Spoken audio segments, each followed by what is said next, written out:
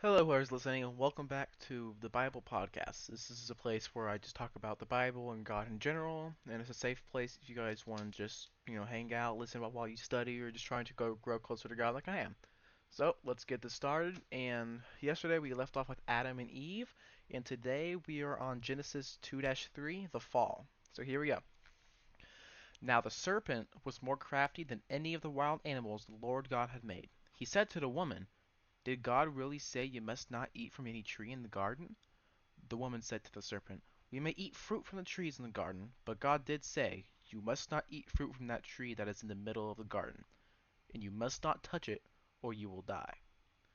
And did you guys know that the Bible actually does not name the fruit that Adam and Eve ate? It's not because it's not really important. The important point of what happened is that Adam and Eve disobeyed God. He told them to eat the fruit from his particular tree, but sorry, to not eat it from a particular tree, but they did anyways.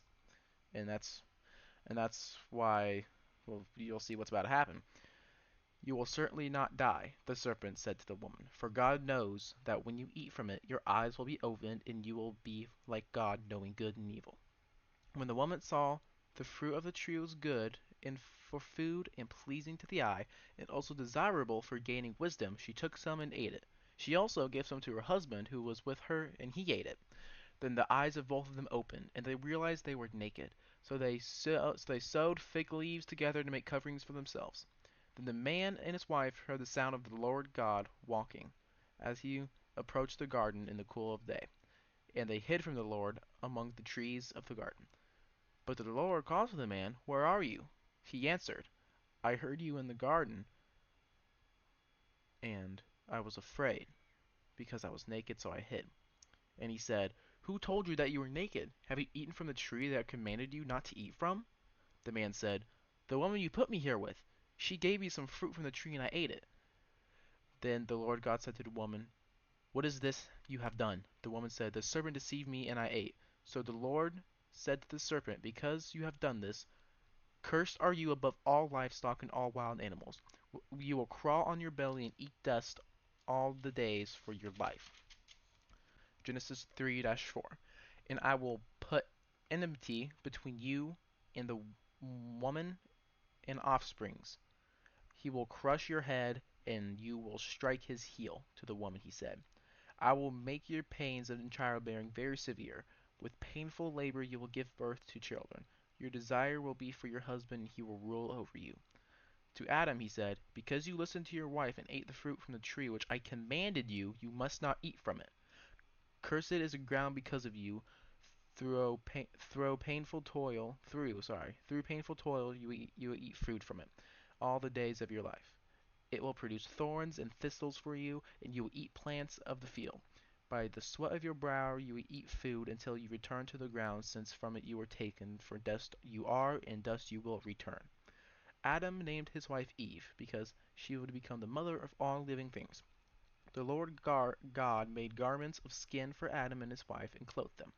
And the Lord God said, "The man has now become one of us, knowing good and evil. He must not be allowed to reach out his hand and also take from the tree of life and eat, and live forever."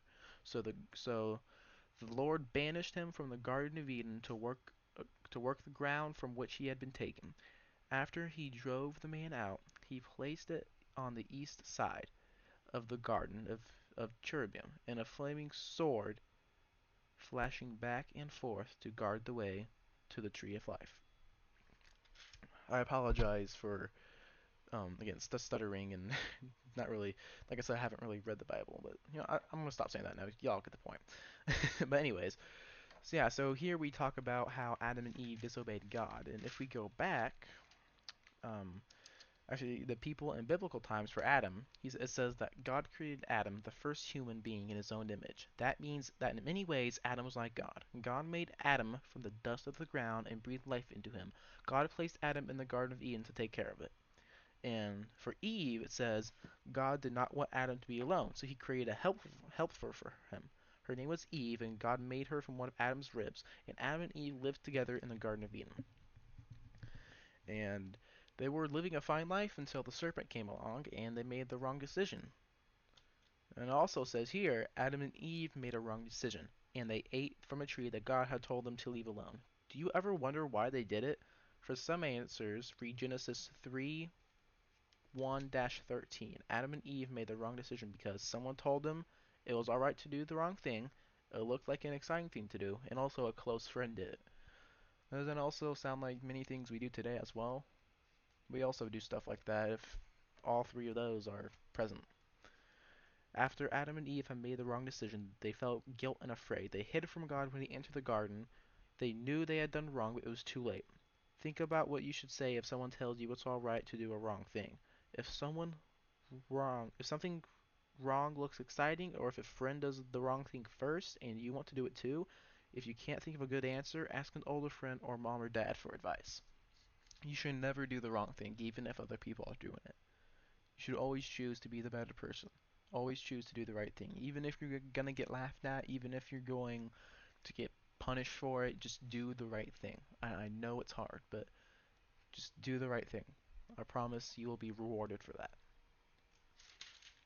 And that is all for today.